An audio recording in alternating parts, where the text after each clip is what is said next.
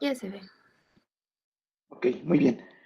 Bueno, vimos que él estudió Derecho en la UNAM, pero él tenía un posgrado en Administración Pública en Harvard.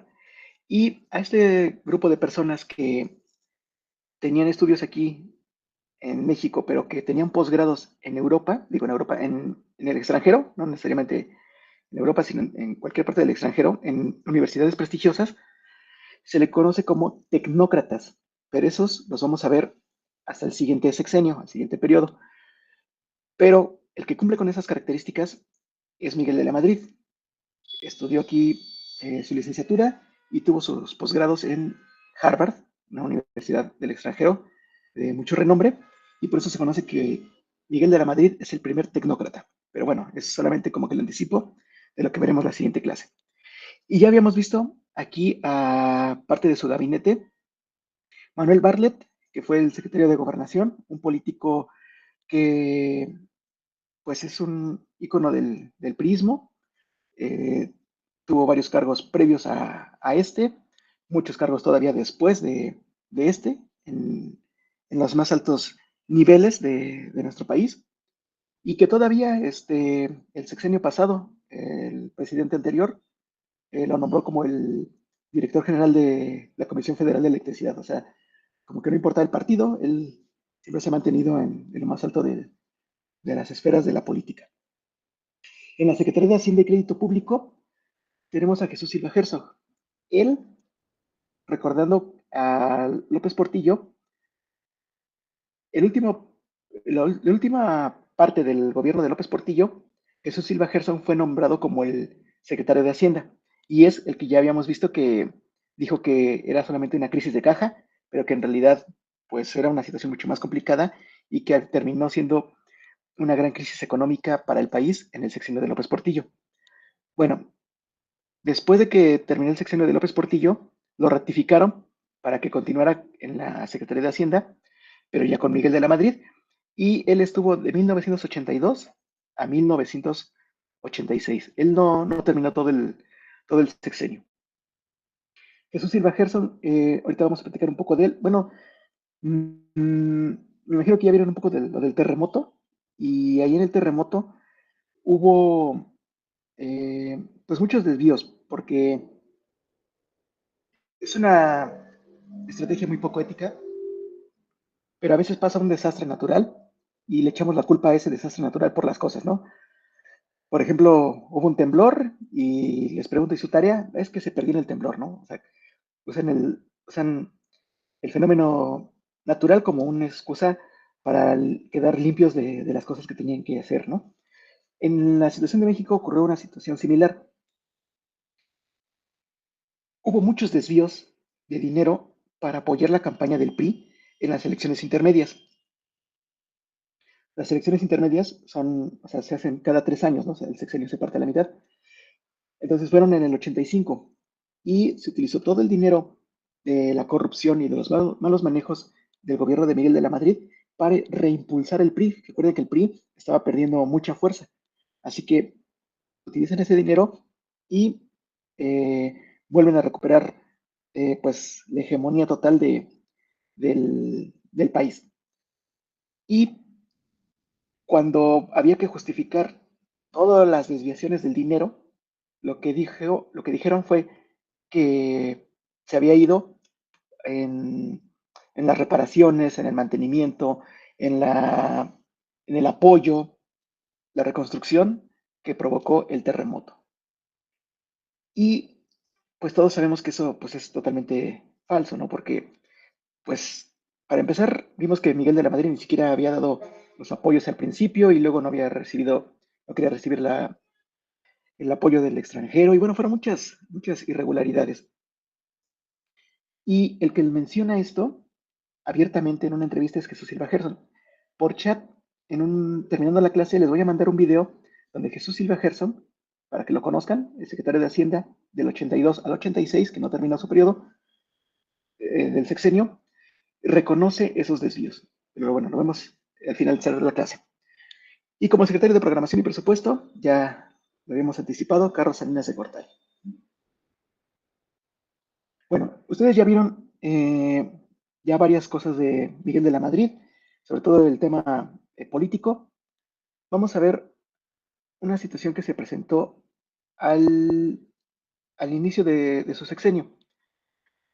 En, de hecho, en Centroamérica, o sea, no nada más en un país, pero prácticamente en varias partes de Centroamérica, estaba generándose unos conflictos como especie de guerrilla, en especial con Nicaragua. Y estos problemas, pues estaban como que extendiendo, ya se estaban extendiendo a países que de Nicaragua, pues se estaban acercando a Costa Rica, El Salvador. Así que para prevenir que se siguiera extendiendo, pues había que frenarlo. Y para ello, México, a través de Miguel de la Madrid, creó lo que se le conoció como el Grupo Contadora. Eh, se creó en enero del 83. Entonces, aunque Miguel de la Madrid tomó posesión en el 82, es en diciembre. O sea que tenía muy poquito de haber iniciado su sexenio, en enero del 83, que se propuso que se organizaran otros países, principalmente estaba aliado con Colombia, para promover pues, la paz en Centroamérica. A esta propuesta se unió también Panamá y Venezuela. Y aquí los tenemos en la pantalla, pues los tres países que se unieron a México para tratar de minimizar los conflictos en Centroamérica, en especial en Nicaragua. ¿Qué ocurrió?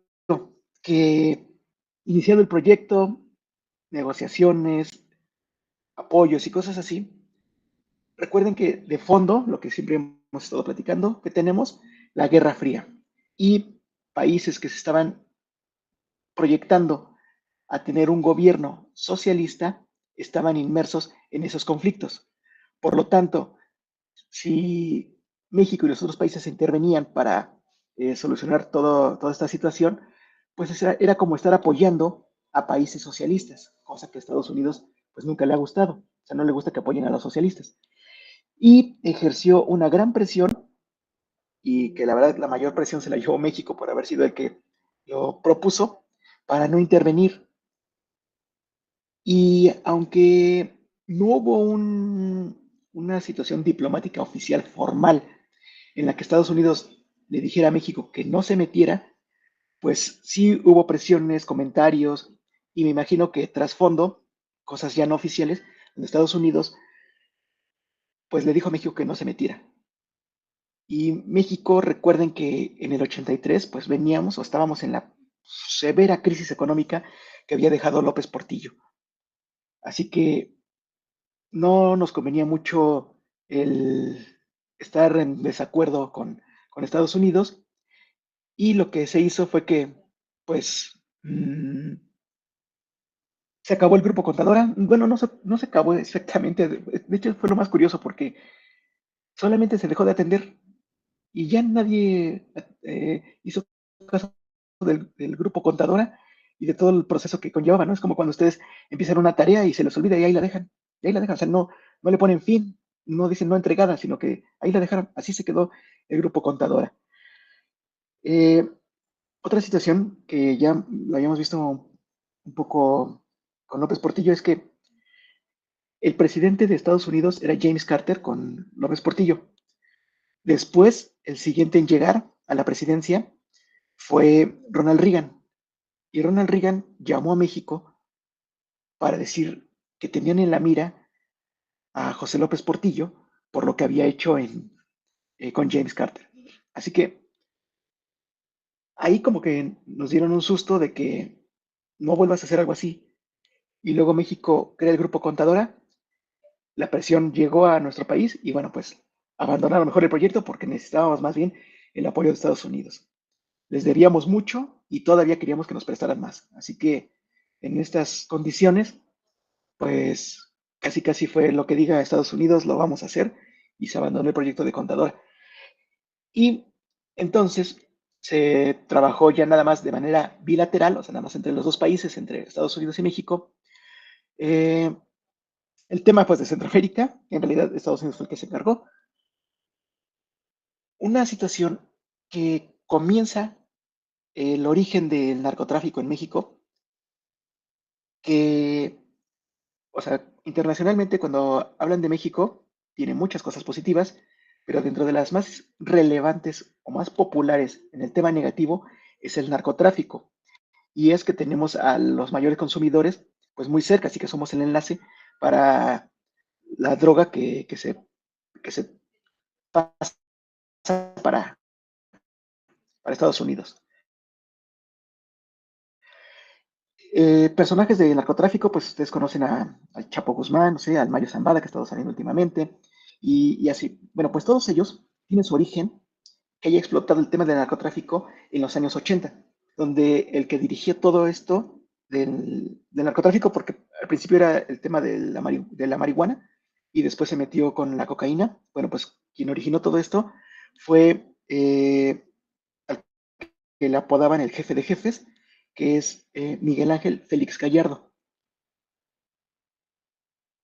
Aunque estaban traficando y cada vez estaba siendo más intenso esto, porque Miguel Ángel Félix Gallardo lo que hizo fue que había varios grupos que estaban distribuyendo la marihuana y en general tráfico hacia Estados Unidos. Con Miguel Ángel Félix Gallardo lo que hizo fue que agrupó a todos ellos en una sociedad. Por lo tanto, se multiplicó la producción y la distribución y México comenzó a ser ya una potencia en el tema del narcotráfico. Estados Unidos, pues nunca lo había visto nunca ha visto positivo esa situación. Sin embargo, no se metía tanto. Se complicó mucho esta situación por el caso de Enrique Camarena. Enrique Camarena, un agente de la DEA que estaba en México trabajando y que fue pues torturado y asesinado. Meterse con un agente de la DEA es algo que Estados Unidos no tolera y comenzó desde entonces, desde el 85, una batalla entre México y Estados Unidos por el tema del narcotráfico. No sé qué tantos personajes hayan pasado por toda nuestra historia, pero pues el narcotráfico ahí sigue todavía. Y el otro tema que también tenemos de manera cotidiana, pues los migrantes. Bueno, estamos casi casi llegando a falta un punto más, el de el lunes negro. No sé si ustedes hayan visto la película de Lobo de Wall Street, pero el Lobo de Wall Street, tratando de no ponerle muchos spoilers, sino más bien la idea que se la verán, quien vaya a ver la película, la detectará rápidamente, es que, pues ustedes que son actuarios y que, buenos para el análisis de riesgos, saben que eh, participar en la bolsa de valores no es tan sencillo como a veces nos lo plantean en las películas, ¿no? De, ay, voy a invertir en esto y seguramente voy a tener ganancias, ¿no? Las cosas no funcionan para nada así de sencillas. Lo que ocurrió fue que en la película de Wall Street venden muchas acciones a gente que no sabe del tema bursátil. Lo que ocurre es que la gente pues le suena interesante, le suena bien, invierte dinero y lo pierde. Pierde porque pues le venden acciones de empresas que están por quebrar, empresas que no son productivas y cosas así. Nadie compraría esas acciones, nadie que sepa del tema bursátil compraría esas acciones. En el nuevo de Wall Street se hacen de mucho dinero por aprovechar y poder vender esas acciones. ¿A quién? Pues aquí no le sabe.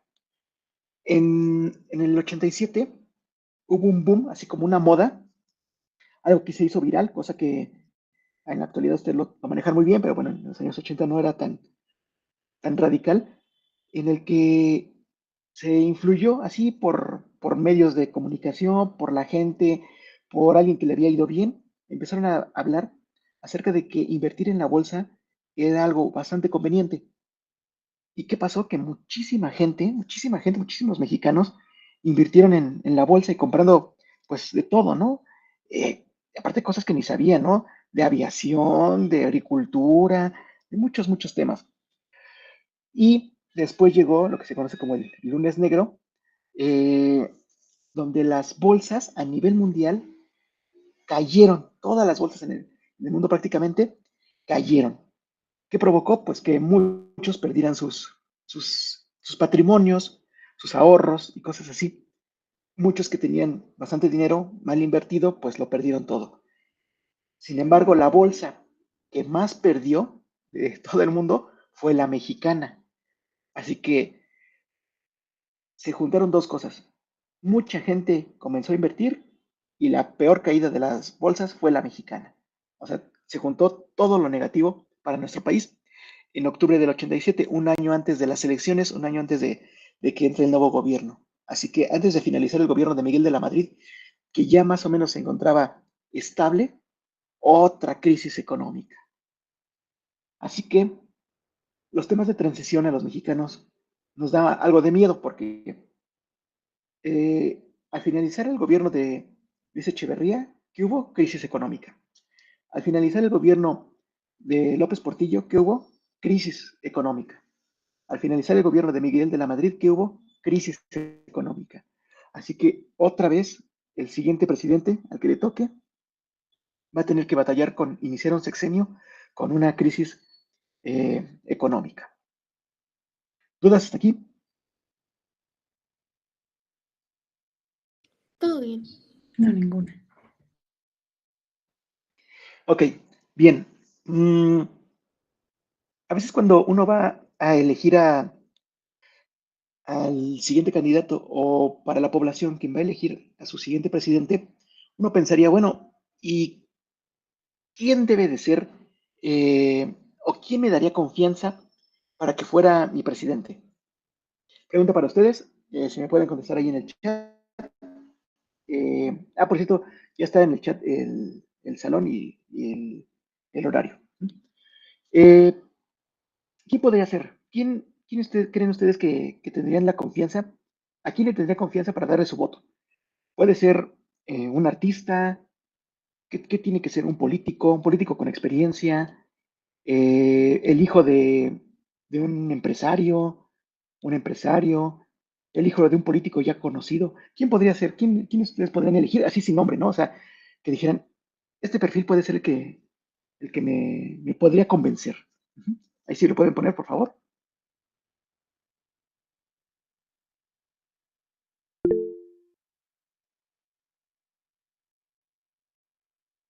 Pero no exactamente el nombre, ¿no? Sino más bien, ¿qué sería él, ¿no? Ay, perdón, perdón. Un político, ¿no? En tu caso, por ejemplo, sería un político, ¿no? Ajá. Un economista reconocido, ¿no? Yo creo, a lo mejor porque Sí. un empresario, empresario, ay, te ayuda mucho por empresario.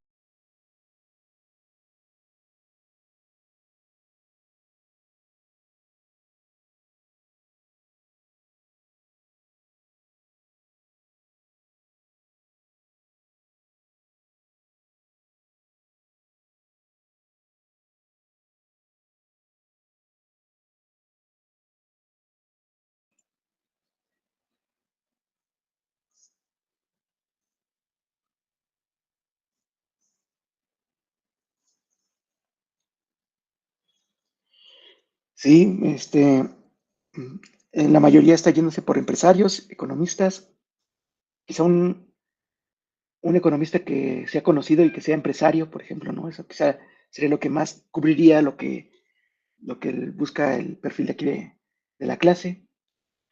Eh, por ejemplo, nadie mencionó un artista o alguien así, ¿no? Un influencer, no les daría confianza. Eh, un políticos reconocidos, ajá. En el México contemporáneo, uno de los presidentes que se considera que ha sido de los mejores es Lázaro Cárdenas, por ejemplo. Lázaro Cárdenas, para muchos ha sido el mejor presidente que hemos tenido en el México contemporáneo, aunque nosotros ya hemos visto que muchas de las cosas por la que es reconocido en realidad, pues no fueron tan positivas y que algunas no le tocó cargarlas a él, sino al siguiente, ¿no? Bien, pero siendo él el presidente contemporáneo, el Tata Cárdenas exactamente, siendo él tan relevante, resulta que cuando llega el momento de elegir al sucesor de Miguel de la Madrid, hay un personaje político con una trayectoria ya marcada, o sea, ya conocido, pero que no solo es eso, no solo es un político que ya ha sido gobernador, que ya ha tenido cargos públicos, sino que es el hijo del Tata Cárdenas, o sea, el hijo de Lázaro Cárdenas. Así que pareciera como que llegó el nuevo Salvador nuevamente, ¿no? El nuevo Mesías, el hijo de Cárdenas. Y es el 88 y es el momento de elegir quién va a ser el sucesor del presidente. Aquí en la imagen tenemos a dos personajes muy importantes. Viendo de frente en la pantalla, el que está caminando con los brazos abajo es Porfirio Muñoz Ledo y el que está levantando la mano es el hijo de Lázaro Cárdenas, es Cuauhtémoc Cárdenas. No sé, algunos de ustedes quizá todavía lo conozcan porque es muy popular, aunque ya tiene muchos años que no participa en la vida política, pero entonces llega el momento de decidir y está el hijo de Lázaro Cárdenas como, como, como un presidenciable. Sin embargo, recuerden cuál es la política que se maneja para elegir al candidato del PRI. Y la más importante es que la designa el presidente. ¿Y cómo la designa? Porque él quiere. Ya vimos que ha sido por su amigo, porque es la persona más cercana a él, porque el que le ha hecho más favores, o sea, muchas cosas influyen para que pueda decidir. Y en este caso, en el PRI, eh, para Miguel de la Madrid, su candidato obvio es su secretario de Programación y Presupuesto, que es Carlos Salinas de Gortari, y que tenía todo el perfil que le gustaba a Miguel de la Madrid. También había estudiado en la UNAM, también tiene maestrías y doctorado en Harvard, economista, con especialidad en el tema de las finanzas. Así que en el perfil, en el currículum, por decirlo así, Carlos Salinas cumple perfectamente. Aparte, pues, de ser el más cercano a Miguel de la Madrid. Por otra parte, y algo que en realidad pareciera que para Miguel de la Madrid no estaba ni siquiera considerado, pues Cuauhtémoc Cárdenas, ¿no? El hijo de Lázaro Cárdenas. Cuando ya está muy próximo el momento de tener que designar a quién va a ser el candidato, Cuauhtémoc Cárdenas se da cuenta que no va a ser favorecido por, por Miguel de la Madrid, que es el que va a tomar la decisión. Así que lo que hace Cuauhtémoc Cárdenas es que comienza a tratar de que la elección del candidato del PRI no sea designación presidencial, sino que sea a través de una votación de los miembros del PRI. Esto ya lo habíamos visto en los años 60 con Carlos Madrazo. Recuerden que Carlos Madrazo también no se veía favorecido para ser el candidato del PRI y también propuso que se democratizara el proceso de los procesos para elegir al candidato del PRI. ¿Y qué le pasó a Carlos Madrazo? Bueno, él murió en un accidente aéreo, pero bueno, ahí hay muchas sospechas que quizá no fue accidente. Aquí con Cárdenas surge la misma situación y crea dentro del PRI algo que se le llamó como la corriente democrática. Entonces, digamos que estaba el grupo de Miguel de la Madrid y de Carlos Salinas y el otro grupo que se llamaba la corriente democrática, quienes buscaban que fuera de manera democrática que se eligiera al candidato, pero en realidad era lo que quería democracia, era ser candidato. Pero bueno, disfrazado de idealismo, pues ayuda a que el PRI, que lo seguía, pues se uniera a esta causa. Pero como Miguel de la Madrid se enfureció y como era quien tenía el control del partido, pues decidió que pues sancionarlo, eh, amenazándolo con expulsarlo del PRI y todo eso. Y al final de cuentas, Cuauhtémoc Cárdenas decide abandonar al PRI y competir por la presidencia, pero ya no con el PRI. Entonces, el PRI nombró a Carlos Salinas como su candidato, que sí se cumplió lo que se tenía previsto, y Cuauhtémoc Cárdenas va a participar en un frente diferente, pero ese lo vamos a ver en el siguiente módulo, pero aquí lo que sí creo que quede bien claro es que el PRI aquí se vio ya fragmentado, no fue como con Carlos Madrazo que eliminándolo a él, se eliminó el problema. Aquí sí se dividió y pareciera que aquí es donde la hegemonía del PRI pues se empieza a desvanecer. En realidad lo vamos a ver en las siguientes elecciones y luego veremos que en las elecciones del 94, bueno, pues ocurrió una situación atípica y que finalmente en el 2000, en las siguientes elecciones, va a perder por primera vez la presidencia. Pareciera que aquí es el punto clave donde el PRI se fractura. Bueno, pues ¿qué le tocó a Miguel de la Madrid? Eh, Hubo una transformación en el México también, en general, ya que comenzó a trabajarse mucho pues con el neoliberalismo. eh, Hubo muchas crisis que se vivieron, no solo en el de Miguel de la Madrid, sino en el periodo que hemos estado viendo del 70 al 88, y que tuvieron que hacer manejos, cambios de estrategias, muchas cosas que para tratar de sostener el barco que constantemente se estaba hundiendo. Se privatizaron empresas estatales, que es algo que mucha gente lo ve como negativo por vender cosas de México, pero por otra parte, pues si no te producían, si te estaban generando pérdidas, pues hay que deshacerse de ellas, pero ¿a qué costo, no? ¿Cuántas personas perdieron su trabajo? Ese tema que hizo Luis Echeverría tratando de salvar empresas, pues fue algo que por esas acciones de eh, dar dinero sin ninguna eh, retribución, pues es algo que a la larga nos va a generar crisis económica y que sí se dio, ¿no? Y sí se ha estado dando. Trató de hacer la renovación moral de la sociedad, pero pues igual al final el PRI se fragmentó, no hubo una tendencia a que todos siguieran de la mano con su proyecto y les repito, ¿no? La crisis del PRI que viene. Eh, Nuevamente el final del sexenio, pues con crisis económica y que nos lleva a que cada que va a haber un cambio de gobierno, nos da miedo, ¿no? ¿Qué va a pasar? ¿Qué vaya a pasar? ¿Va a haber una crisis? ¿Va a haber una devaluación? ¿Qué es lo que va a pasar? Afortunadamente, en los últimos periodos no hemos tenido una crisis no, de hecho no hemos tenido una crisis en el tema económico de alto impacto en las transiciones, ¿no? De los gobiernos. ¿Dudas hasta aquí?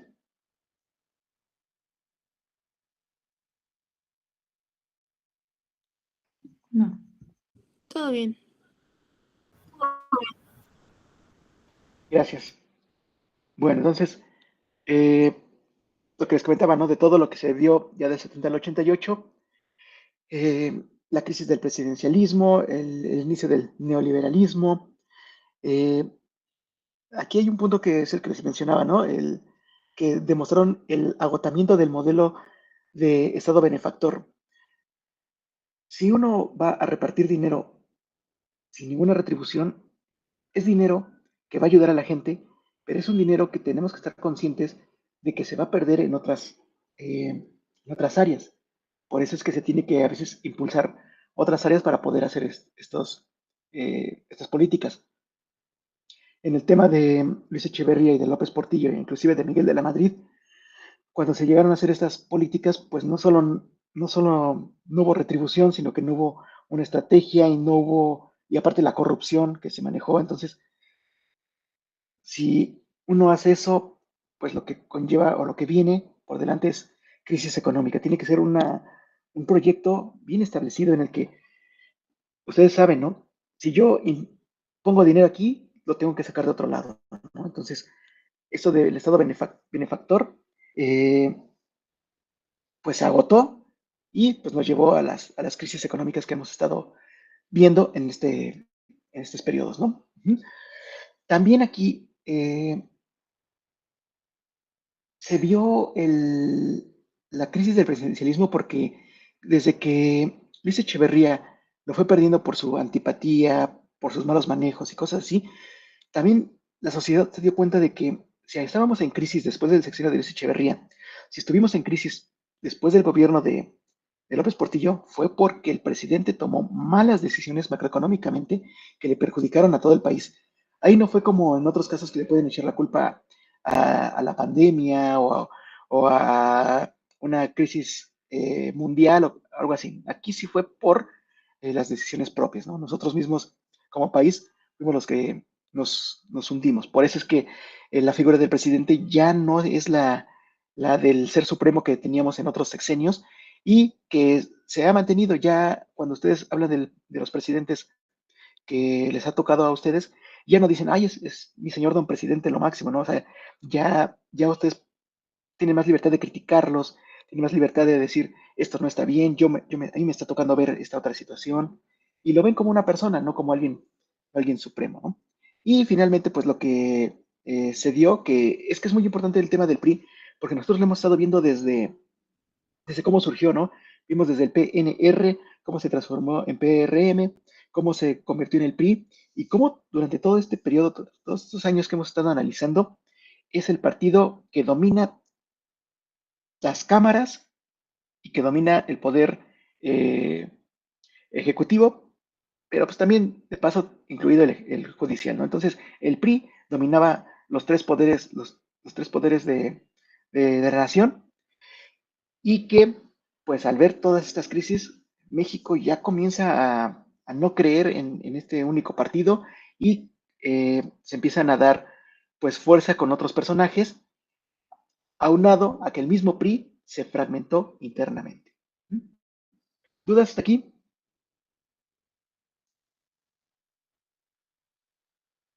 Sí, ¿cómo estuvo eso de la fragmentación interna? Sí, porque fue por lo que les comenté de Cuauhtémoc Cárdenas, que quería que se democratizara el partido. Al no Sí. democratizarse, entonces se crean dos corrientes, la corriente democrática y la normal, por decirlo así.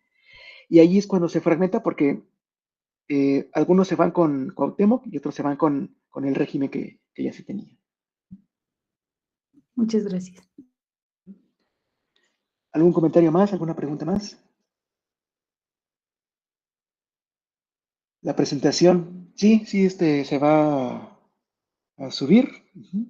Recuerden que la presentación es el material de apoyo, pero no es lo único, ¿no? Todo lo que hemos estado viendo y sus apuntes y todo eso es lo que va a venir en su examen.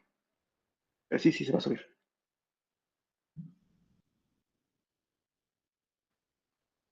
Bueno, entonces, mañana por primera vez nos vamos a ver en persona. Me va a dar mucho gusto verlos, me va a dar mucho gusto verlos que hayan estudiado mucho y que su examen lo terminen en 15 minutos, porque han estado estudiando muy bien. Y si no hay más dudas ni comentarios, entonces nos vemos mañana en su examen y nos estaremos escuchando en la siguiente clase.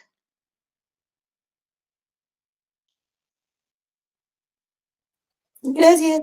Hasta luego. Gracias. Buenas noches. Gracias a ustedes. Gracias. Buenas noches. Hasta luego. Gracias.